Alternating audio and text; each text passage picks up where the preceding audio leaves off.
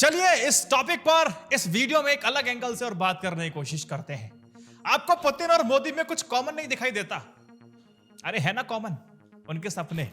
अब कौन से सपने, कैसे सपने, मैं दिखाता हूं आपको। देखो, जो समस्या यूक्रेन के सिलसिले में पुतिन की है, क्या वही यूपी के सिलसिले में प्रधानमंत्री नरेंद्र मोदी की समस्या नहीं मान सकते? अरे मान सकते हैं। देखो, जब सपने एक होते हैं ना दोस्तों, 5000 किलोमीटर का दायरा जो है ना, वो बिल्कुल सिमट करके शून्य पे आ जाता है, यानी कोई मायने नहीं रखता है।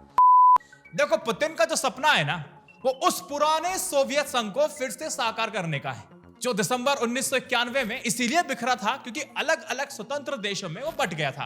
क्योंकि आपको याद होगा, तत्कालीन राष्ट्रपति थे मिखाइल गोर्बाचोव ने तब अब विभाजित देशों में बहुदलीय व्यवस्था और निष्पक्ष चुनावों के जरिए लोकतांत्रिक व्यवस्था कायम करने की पहल की थी।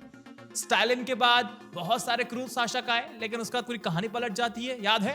पुतिन का पिछले 2 दशकों का सपना पश्चिमी लोकतंत्र के प्रभाव से पूरी तरह अछूते अधिनायकवादी रूस के साए में 1991 के पहले के सोवियत संघ को कब्र से बाहर निकाल करके फिर से पुनर्जीवित करने का है। ये पुतिन का सपना है।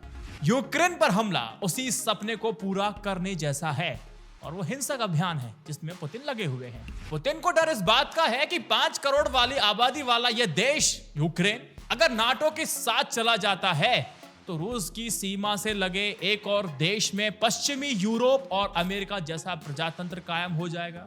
फिर पुतिन जैसों को कौन पूछेगा?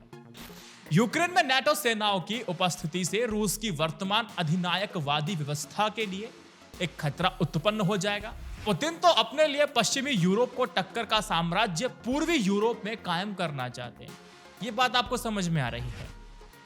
अब देखिए, ठीक वैसे ही भारत में आ जाइए।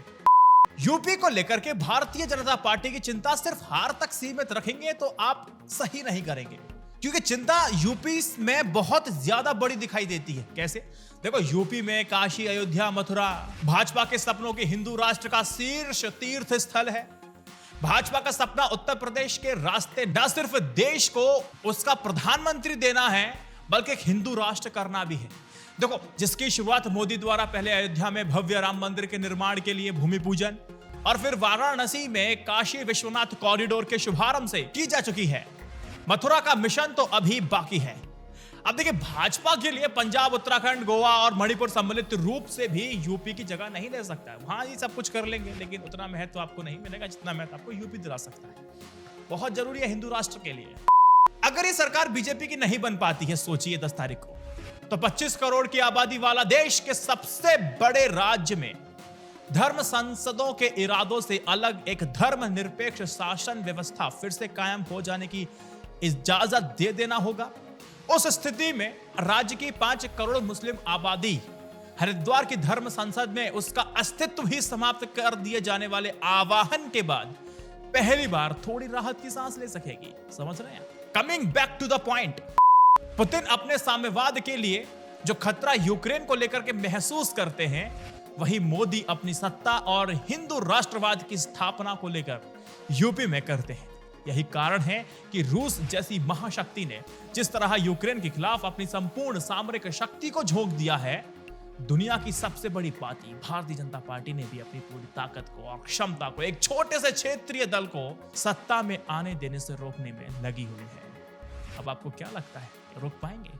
पूरी ताकत के साथ लड़े। इस ताकत से लड़ने के पीछे की बात समझिए, वो मैंने समझा दिया आपको। रूस के आक्रमण के पहले से ही लाखों लोग यूक्रेन का पलायन करने लगे थे।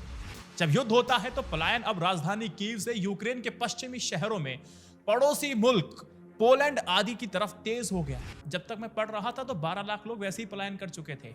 यूपी में अगर मोदी जीत गए, योगी जीत गए, तो हरिद्वार की धर्म संसद में किए गए आवाहन के अमल की आशंकाओं के बीच चलने वाली बुलडोजरों के भय से हो सकने वाले पलायन की केवल आप कल्पना ही कर सकते हैं। और भारत हिंदू राष्ट्र बनने की संभावना कितनी है, कितनी नहीं है, कॉन्स्टिट्यूशन में क्या कुछ करना होगा तब जाके ऐसा होगा, अगर कुछ किया जाएगा तो क्या चीज़ करने की कोशिश करनी होगी, वो सारी बातें मैंने इस वीडियो में कर चुकी है।